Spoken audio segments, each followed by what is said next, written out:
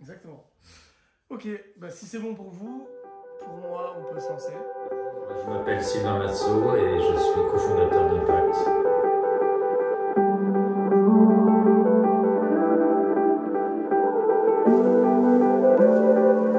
Alors la réglementation CSRD est une réglementation pour les entreprises européennes qui entre en vigueur à partir de cette année et qui en fait elle régit tout ce qui est la publication de données extra-financières dans les rapports extra-financiers des entreprises. Ce qu'elle a de particulier et d'important, c'est qu'elle demande à ces entreprises de faire une évaluation de double matérialité de leurs impacts. On parle de l'impact social, de l'impact environnemental, de la gouvernance des entreprises. Et ce, en impliquant leurs parties prenantes, vos actionnaires, vos employés, vos fournisseurs, vos clients, pour déterminer quels sont les sujets les plus importants.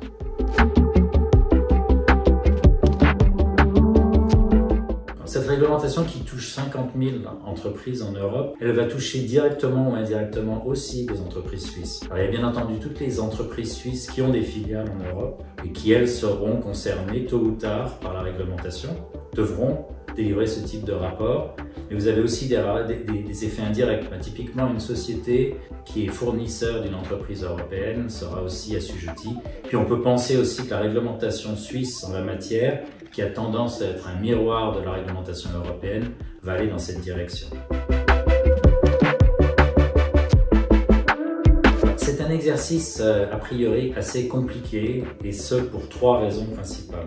La première, en fait, elle tient à la définition des sujets d'impact sociaux et environnementaux sur lesquels vous allez devoir faire votre reporting. Ces sujets peuvent être déterminés évidemment sur le travail que vous avez fait historiquement en domaine de la durabilité. Il doit également intégrer les standards en termes de reporting définis par l'Europe. Et enfin, surtout, cette histoire de parties prenantes, c'est-à-dire engager, savoir quelle partie prenante engager pour mesurer quel impact. Deuxième point sur la problématique des parties prenantes, c'est finalement, elles vont être extrêmement hétérogènes. Vous allez les interroger sur des sujets qui sont différents. Et donc, la complexité ici, c'est de pouvoir bien identifier les parties prenantes, mais aussi les former de façon à ce qu'elles sachent répondre aux questions que vous allez leur poser. Le troisième élément, en fait, il tient aux ressources que ça va exiger. Vous pouvez imaginer que ce processus il est très chronophage et par rapport à des équipes internes de durabilité qui sont des ressources limitées, ça va mobiliser beaucoup de l'énergie de ces équipes pour arriver à faire cette évaluation de double matérialité.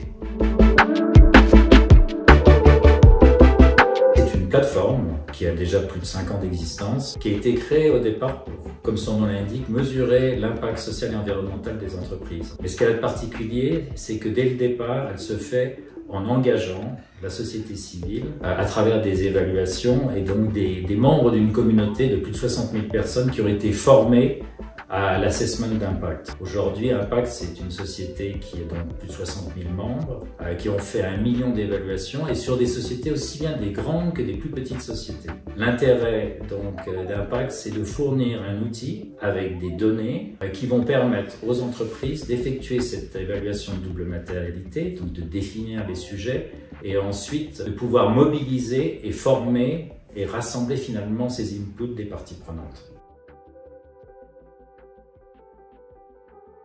Du fait que la réglementation européenne elle s'applique à tout type de société, que ce soit des sociétés de services ou des sociétés industrielles, il faut trouver une solution qui s'applique un peu à toutes ces industries. Le gros avantage d'Impact avec les 5000 sociétés que nous couvrons, c'est que nous avons fait ces exercices de matérialité aussi bien pour des banques que pour des sociétés de services, que pour des sociétés industrielles. Et donc vous avez besoin d'avoir un fournisseur de données qui a cette flexibilité et cette connaissance. Je vous invite donc à venir consulter la plateforme impact.com.